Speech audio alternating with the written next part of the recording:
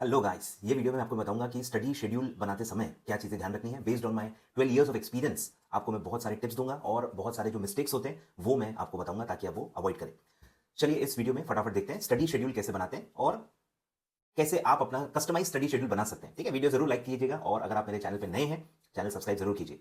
चलिए, नंबर 1 है, आपको ये पहले एक्सेप्ट करना पड़ेगा कि आपका शेड्यूल आप ही को बनाना है। सबसे पहले ये जो एक माइंडसेट है ये आप क्लियर कीजिए। आप चाहते हो आपका शेड्यूल कोई और आपको बना के दे, ये सबसे वर्स्ट चीज़ है। ये सबसे वर्स्ट चीज़ है। आपको खुद ही अपना स्टडी शेड्यूल बनाना पड़ता है, वही आपके लिए बेस्ट होता है। रेडीमेड स्टडी शेड्यूल्स आपके कोई काम के नहीं है। यस, एज अ टेम्पलेट आप उसको यूज करके अपना कस्टमाइज बना सकते हो, पर किसी भी टीचर का, किसी भी फ्रेंड का, किसी भी सीनियर का कोई भी ऐसे as it is readymade schedule आपको नहीं लेना चाहिए। ठीक है, तो नंबर 1 आपको खुद ही बनाना है, वही आपके लिए बेस्ट होगा। ये पहले एक्सेप्ट कर लो। काफी बच्चे एक्सेप्ट ही नहीं करते, ये फैक्ट है। Based on my 12 years of experience मैं आपको बता रहा हूं, वो बेस्ट होता है आप जब खुद के लिए बनाते हो। ठीक है, नंबर 2, स्टडी शेड्यूल में आपका जो है, आपको पहले खुद को समझना जरूरी है कि आपको एनर्जी लेवल्स आपके क्या है, आप मॉर्निंग पर्सन हो, नाइट पर्सन हो, आपके सब्जेक्ट्स कौन से फेवरेट हैं, कौन से आपके सब्जेक्ट्स जान पे आते हैं आपको, आपकी लर्निंग स्पीड क्या है, ये पहले आप अपने आप को समझ लो। Based on your past experience आपको खुद की अवेयरनेस होना जरूरी है कि अगर आप ऐसी चीजें बनाओगे जो आपका नेचर ही नहीं, आपकी बॉडी अलाउ ही नहीं करती, वो ज्यादा समय तक आप नहीं कर पाओगे। शेड्यूल बेसिकली डिसिप्लिन के लिए होता है। अगर आप मोटिवेशन पे ही डिपेंड रहने वाले हो तो शेड्यूल आपके लिए काम नहीं करेगा। शेड्यूल का मतलब ये है कि आप डिसिप्लिन वाली टेरिटरी में जा रहे हो। मतलब आपने अगर डिसाइड कर लिया कि मैं ये दिन पे ये बजे से लेके ये बजे तक ये पढ़ूंगा, मतलब पढ़ूंगा। अब मेरी इच्छा हो ना हो, मोटिवेशन बिल्कुल साइड में है। ये डिसिप्लिन वाला टेरिटरी मैं पहले बता रहा हूं।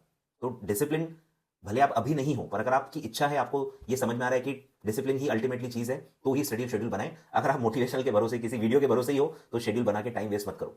वो तभी वर्क करेगा जब आप डिसिप्लिन वाले टेरिटरी में जाना चाहते हो। ठीक है, नंबर 3 है कि सब्जेक्ट्स को प्रॉपर्ली आप डिवाइड करो। ठीक है, आपका सिंगल ग्रुप है, बोथ ग्रुप है, 4 सब्जेक्ट है, 7 सब्जेक्ट है या 3 सब्जेक्ट है, जैसा भी है।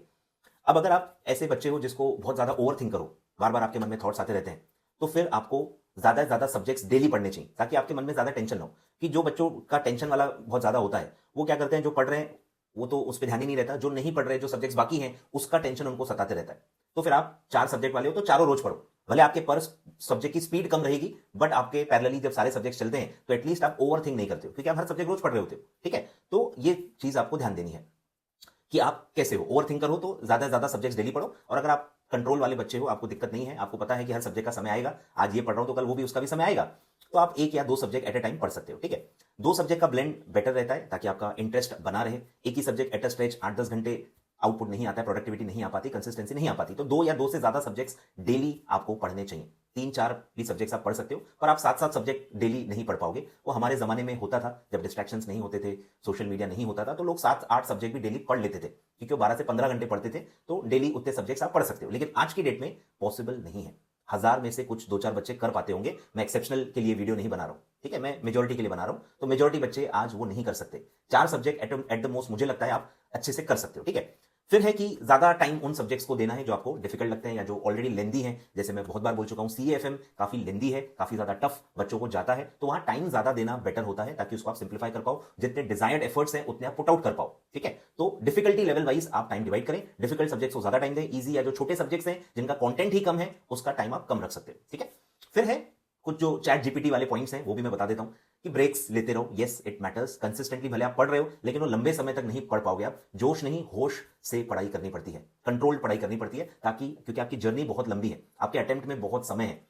कुछ दिनों तक अगर आप कुछ चीज कर पा रहे हो उससे कुछ नहीं होता, कुछ महीनों तक आपको वो चीज करनी है। तो जो आप महीनों तक कर सको वैसा ही शेड्यूल आपको बनाना है। तो उसमें ब्रेक्स होना जरूरी है, रिलैक्स होने के लिए टाइम देना जरूरी है। ठीक है, तो हर सब्जेक्ट के बाद या हर कुछ समय के बाद पोमोडोरो टेक्निक, ये टेक्निक सब आपको पता है, मैं ज्यादा टाइम वेस्ट नहीं करूंगा। तो जो भी टेक्निक यूज करनी है, पर ब्रेक्स लेना जरूरी है। ठीक है, ब्रेक्स लीजिए, थोड़ा बहुत मोटिवेशनल गाने सुनिए, भले कोई दिक्कत नहीं है। थोड़ा बहुत दोस्तों से बात कीजिए, गर्लफ्रेंड से बात कर लीजिए, बॉयफ्रेंड से बात कर लीजिए, पेरेंट्स से बात कर लीजिए। जो भी आपको चीज रिलैक्स करती है वो चीजें आप जरूर करें और कंसिस्टेंटली पढ़ाई करें। ठीक है, फिर है कि राइटिंग प्रैक्टिस को आपको इनबिल्ड करना है। हर सब्जेक्ट के जो भी टाइप होते हैं क्वेश्चन के, केस स्टडी बेस्ड हो गए, शॉर्ट नोट्स हो गए, प्रैक्टिकल क्वेश्चंस हो गए, हर सब्जेक्ट के हर टाइप के क्वेश्चन की प्रैक्टिस रेगुलरली आपको करनी है। और अगर आप रेगुलर स्टडी कर रहे हो, हर महीने या हर हफ्ते थोड़ा टाइम रिवीजन के लिए भी आपको रखना है। जो भी आप पढ़ रहे हो थोड़ा थोड़ा थोड़ा थोड़ा एटलीस्ट, जैसे मैं सीएफएम के लिए कहूं तो फॉर्मुलेस, जर्नल एंट्रीज या जो भी कुछ निटिग्रिटीज हैं, कुछ टेक्निकलिटीज हैं, वो रिवाइज करना बीच बीच में बहुत ज्यादा जरूरी हो जाता है। पूरा पूरा तो रिवाइज नहीं कर पाओगे, इतना टाइम नहीं मिल पाता, बट जो थोड़ा बहुत भी आप रिवाइज कर पाओ वीकली बेसिस पे, आप थोड़ा थोड़ा रिविजन पे भी ध्यान देना। ठीक है, दूसरा है कि जो बॉडी आपकी है, जो शेड्यूल आप अभी नॉर्मली अभी फॉलो कर रहे हो या ओवर द इयर्स आप करते आए हो, वही शेड्यूल फॉलो करें। जितने बजे उठते हो उतने बजे ही उठें। जबरदस्ती अपनी बॉडी को स्ट्रेस ना दें, ज्यादा समय तक आप नहीं कर पाओगे। तो अगर आप 11 बजे उठते हो 11 बजे उठो, रात तक पढ़ाई करो। सुबह जल्दी उठते हो सुबह जल्दी उठो, तो जल्दी सो जाओ। जो भी है आपका जो करंट शेड्यूल है उसको चेंज मत करो। जबरदस्ती अपनी बॉडी को चेंज मत करो, वो ज्यादा समय तक आप नहीं कर पाओगे। दूसरा है, पढ़ाई के लिए एक एनवायरमेंट क्रिएट करो। डिस्ट्रैक्शंस आइडेंटिफाई करो। डिस्ट्रैक्शंस को एक एक करके आपको रिजॉल्व करना पड़ेगा। डिस्ट्रैक्शंस अपने आप नहीं जाते, आपकी तरफ से भी थोड़ा बहुत उसको टैकल करते आना चाहिए। पर यस, कुछ फैमिली रिस्पॉन्सिबिलिटीज हैं, कुछ है जो आपको अनअवॉइडेबल है, तो आप करो, कोई दिक्कत नहीं। पर जो चीजें अवॉइड कर सकते हैं आप करो, आइडेंटिफाई करो और उसको कट ऑफ कर दो, और वो एनर्जी, वो टाइम आप चैनलाइज करो अपनी पढ़ाई में। ठीक है। दूसरा है कि कुछ जो डिस्ट्रैक्टेड लोग हैं, कुछ लोग जो खुद कुछ नहीं कर रहे हैं, उनसे दूर रहो। ऐसे लोगों से दोस्ती रखो जो बहुत फोकस्ड हैं, जो कुछ करना चाहते हैं, प्रोफेशनल बनना चाहते हैं, कंपनी सेक्रेटरी बनना चाहते हैं। ऐसे लोगों के टच में रहो। जो पढ़ना ही नहीं चाहते, ठीक है, बचपन का दोस्त है तो कोई मतलब नहीं है। जो लोग आपके काम आ सकते हैं, जो लोग आपको मोटिवेट कर सकते हैं, वही लोगों को अपने सर्कल में रखो। ये थोड़ा सा एक कॉन्शियस डिसीजन आपको लेना पड़ेगा। कुछ लोगों को कट ऑफ करना पड़ेगा, नहीं तो आप वो अचीव नहीं कर पाओगे जो आपको करना है। ये रियलिटी है, धीरे धीरे आपको समझ में आएगा। ठीक है। तो ये सारी बातें हैं गाइस। कुछ और रहा तो मैं इसी का पार्ट 2 भी बना दूंगा, कोई दिक्कत नहीं है। और स्टडी शेड्यूल के लिए ये सारी बातें आपको ध्यान रखनी है। कमेंट बॉक्स में जरूर बताइएगा आप स्टडी शेड्यूल बनाने वाले हो, नहीं बनाने वाले हो। आपको क्या लगता है स्टडी शेड्यूल में क्या चीजें इंपॉर्टेंट हैं जो मैंने वीडियो में शायद कवर नहीं की हैं, नेक्स्ट वीडियो में मैं कवर करूं। ठीक है, तो डेफिनेटली आपका कमेंट का इंतजार रहेगा। Thank you so much.